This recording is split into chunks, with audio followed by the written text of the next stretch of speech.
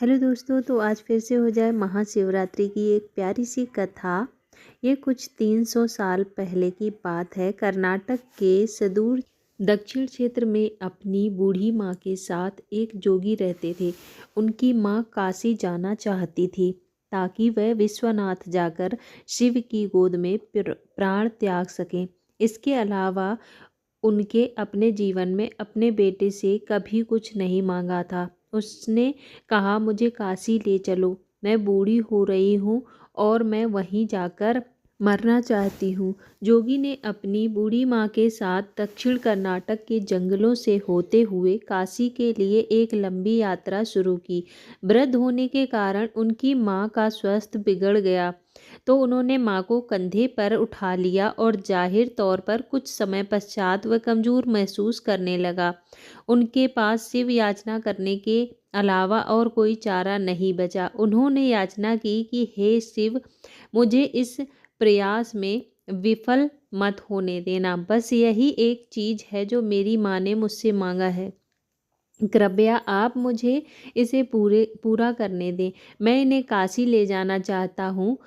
हम वहाँ सिर्फ आप ही के लिए आ रहे हैं। कृपया मुझे ताकत दें। तब जैसे ही उन्होंने चलना शुरू किया तो पीछे से एक घंटी की आवाज़ सुनाई दी, जैसे कोई बैलगाड़ी आ रही हो। उन्हें धुंध से उबरती हुई एक बैलगाड़ी दिखाई दी जिससे एक बैल खींच रहा था, जो थोड़ा अजीब था क्योंकि एक बैल वाली बैलगाड़ी छोटे रास्तों के लिए होती है। जब सफ़र लंबा और जंगली इलाके से होते हुए हो तो हमेशा दो बैल ही गाड़ी को खींचते हैं, पर जब आप थके हो तो ऐसी बारीकियों को किसी परवाह। गाड़ी नज़दीक आई पर वे चालक को नहीं देख पाए क्योंकि चालक अंदर था और बाहर धुंध भी थी। मेरी माँ बीमार है, क्या हम आपकी खाली गाड़ी में यात्रा कर सकते हैं? उन्होंने कहा। अंदर बैठे व्यक्ति ने सिर हिला के हाँ कहा। वे दोनों गाड़ी में बैठ गए और बैलगाड़ी आगे चलने लगी। कुछ समय बाद जोगी का ध्यान इस ओर गया कि जंगली रास्ता होने के बावजूद भी बैलगाड़ी बहुत आसानी से आगे बढ़ रही है। तब उन्होंने नीचे देखा और पाया कि पहिए घूम नहीं रहे हैं, वे रुके हुए थे, पर गाड़ी आगे बढ़ रही थी। तब उन्होंने बैल की तरफ देखा और पाया कि बैल बैठा हुआ था, पर बैल गाड़ी चल रही थी।